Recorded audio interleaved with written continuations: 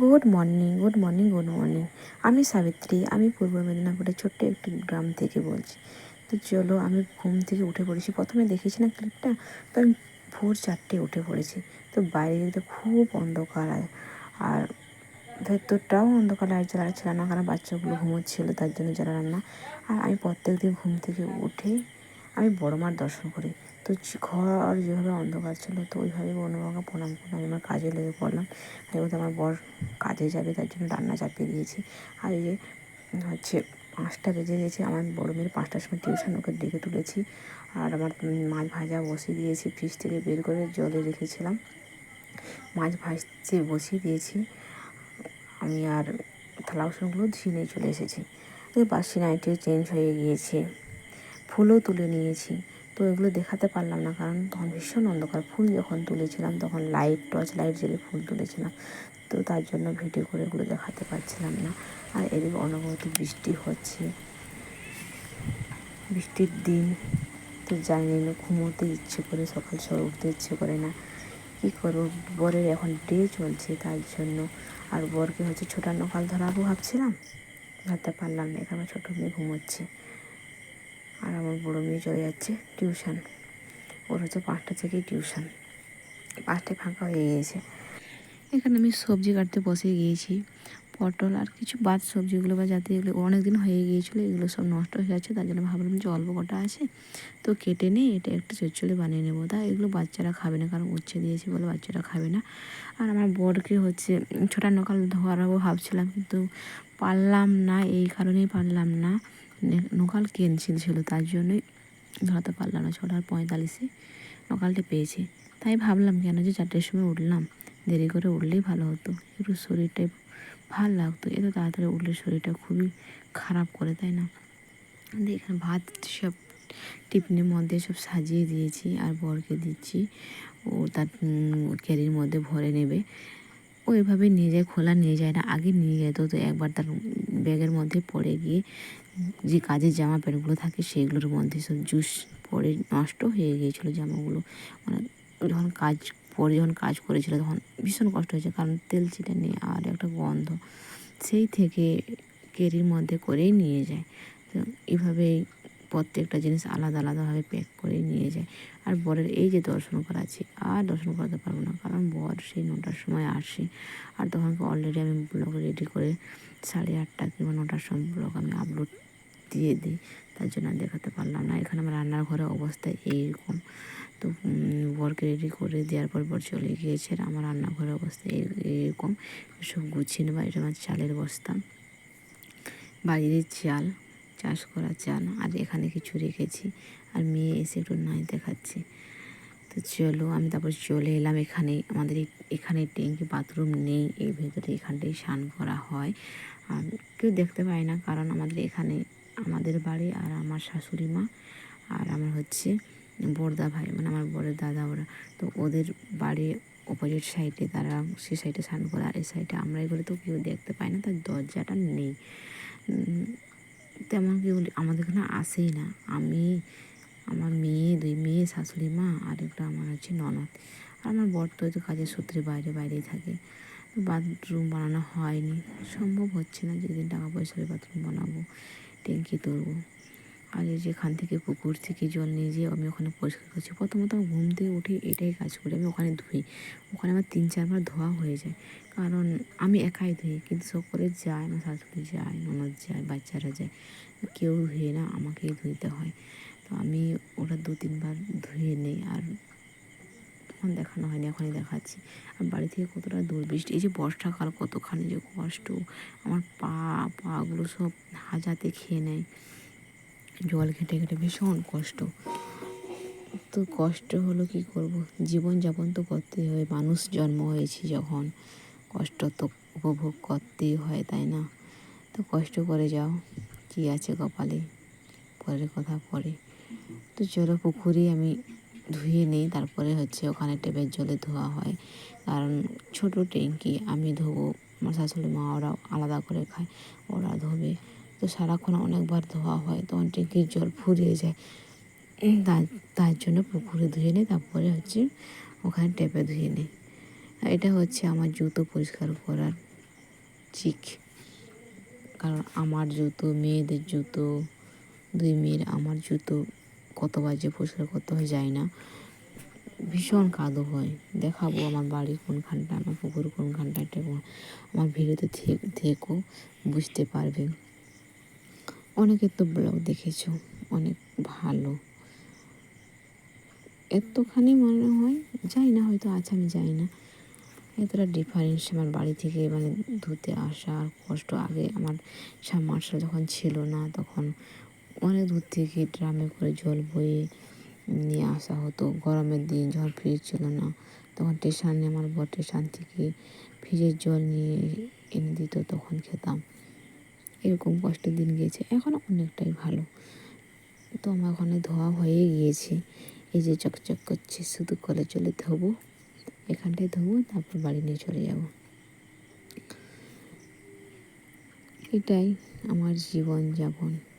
আমার ভিডিও কেউ স্কিপ করো না, গতকাল দিয়েছি একটা, আজকে দিচ্ছি, এটা নিয়ে 2টো ব্লগ দিচ্ছি। অবশ্যই ভালোবাসা দিও, ভালো লাগলে লাইক, শেয়ার, কমেন্ট আর সাবস্ক্রাইব করে দিও নতুন যদি হয়ে থেকো।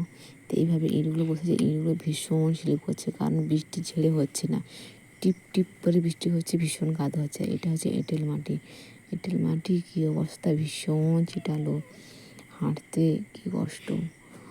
তো চলো, এই যে ধুয়ে নিয়ে চলে এসেছি, এবার সব গুছিয়ে নেবো। গুছিয়ে নেওয়ার ভিডিওটা আমি মানে অন করেছি, কিন্তু ভুলবশত আমার হয়নি রেকর্ডে, তাই ওটা আর দেখাতে পারলাম না। এই যে এখানে আমার পুরো পরিষ্কার করে নিয়েছি, ভাতটা উপরে তুলে নিয়েছি, ছিল উপরে তুলে নিয়েছি, নিচটা এবার লাতা দেবো, গোবর আর মাটি দিয়ে লাতা দেবো। এই যে মাছ তরকারি করেছি, আর তখন যে সবজি কেটেছিলাম, ওই সবজি অল্প তরকারি বরকে পাঠিয়েছি, আমার জন্য অল্প রেখেছি, কারণ মেয়েরা তো খায় না, বরকে বেশি করে দিয়েছি।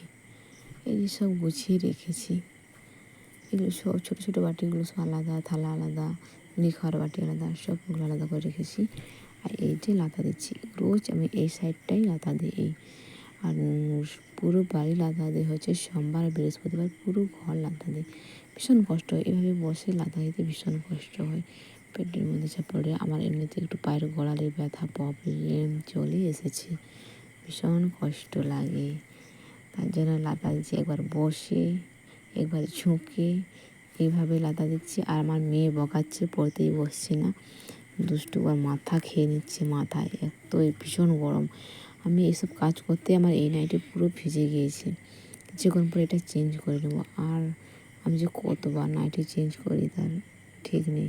যখন সেই 22 ডিগ্রি তাপমাত্রা ছিল, বাহ, তখন তো বলার ব্যাপার না, তখন অনেক নাইটি পাল্টিয়েছি। চলো, এইভাবে গোবর আর মাটি দিয়ে লেপে দিচ্ছি, ভীষণ কষ্ট হয়, কিন্তু করার কিছু নাই, মাটির মানুষ, মাটিতেই আছি, তাই না। চলো, আমার লাতা দেওয়া কেমন হয়েছে অবশ্যই বলো। আরও একরকম জানি, তো সেটা লাতা দিতে ভীষণই দেরি হয়, কারণ আমি দেরি করবো না, মেয়েকে পড়তে বসাবো, স্কুল যাবে, তার জন্য।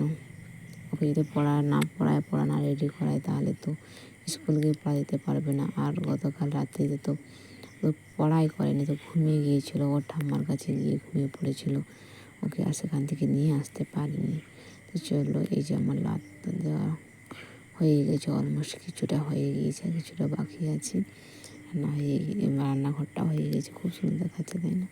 জানি না, আমার রান্নাঘরটা ছোট, তেমন গোছানো, আমার মতো করে গুছিয়েছি, বেশি জিনিস তো সুন্দর করে গোছাতে চাইলে মার্কেট থেকে কিছু জিনিস কিনে নিয়ে আসতে হবে। আর ভাবছি এই ঘরের মধ্যে কী আর দেবো।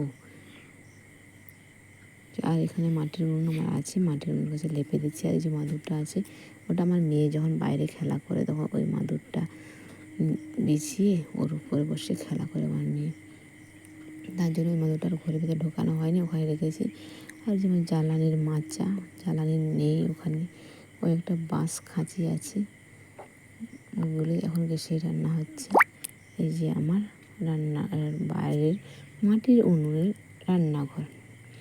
আর এই জুতোগুলো আছে, এই জুতোগুলোও পরিষ্কার করতে হবে আমাকে, বড়ো মেয়ের, আমার আর ছোটো মেয়ের।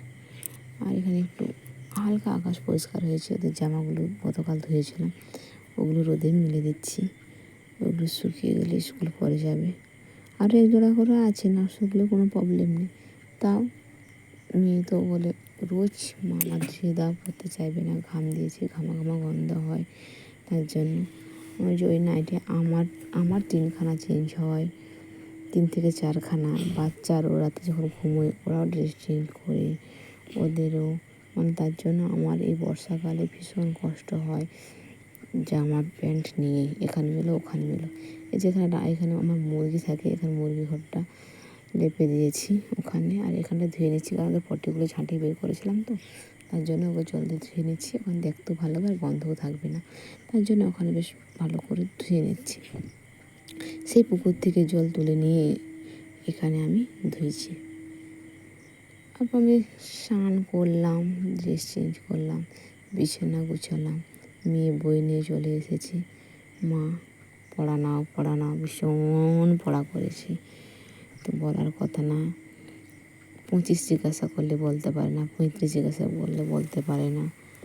অলস অলস অলস অলস। সে ভর্তি কী করে ওকে ঠিকঠাক করে পড়ায় অবশ্যই কমেন্ট করে বলবেন তো।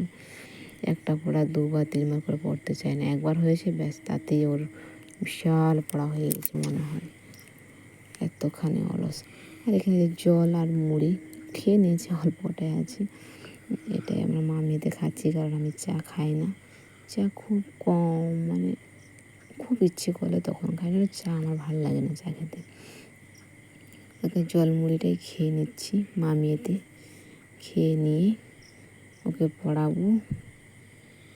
চলো, আমার ব্লগটা দেখতে থেকে অবশ্যই ভালো লাগলে লাইক দিও। মেয়েকে স্কুল দিয়ে এসেছিলাম, স্কুল থেকে এসে আমি নিজে স্নান করলাম।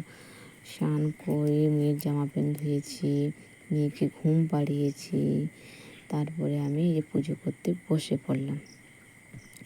তো কেমন পুজো করছি আমি জানি না, আমি কারো কাছে পুজো কীভাবে দিতে হয় কারো কাছে শিখে, নিজের মনের মতো নিজের মন যেমন চায় সেভাবে পুজো করে যাচ্ছে। তো আমাদের কাস্টে তেমন কেউ পুজো করে না। আর এখানে উলু শাক বাজাতে তো ভীষণ ইচ্ছে করে, কিন্তু দিলে সমস্যা হয়, কারণ আমাদের আশেপাশে যারা আছে তারা বকা দেয়। তো জানি না, ঠাকুর তো সকলেরই, আমি জানি না। তো আমার ভালো লেগেছে, পুজো দেই, যতটা না করলে নয় সেভাবে পুজো করি। তো সুন্দর করে দিতে পারি কিনা জানি না। আর প্রদীপ আমি রোজ জ্বালাই না, প্রদীপ বৃহস্পতিবার দিন জ্বালাই আর সোমবার দিন। প্রদীপ রোজ জ্বালাই না, ও তো তেলের যোগান দিতে পারবো না।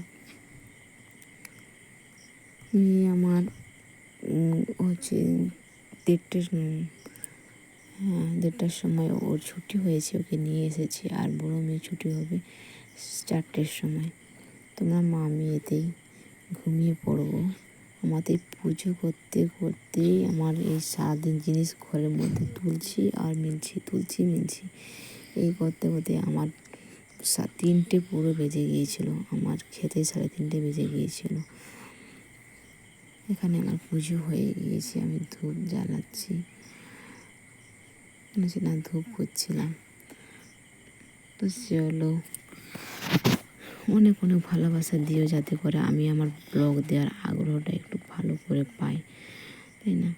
এখানে আমার পুজো হয়ে গেছে, বাইরে দেবো আর আমার বড়ো মাকে দেবো, বড়ো মাকে আলাদা করে রেখেছি। এই যে বৃষ্টি পড়ছে, জামা প্যান্টগুলো সব তুলেছি, আর কিছু আছে মাঠের সাইডে, ওগুলো দেখাবো।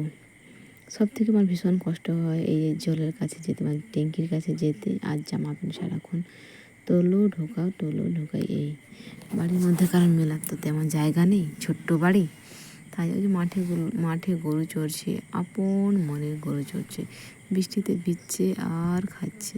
আমাকেও বৃষ্টিতে ভিজতে ইচ্ছে করে, কিন্তু অল্পতেই ঠান্ডা লেগে যায়, তাই বৃষ্টিতে ভিজতে পারি না।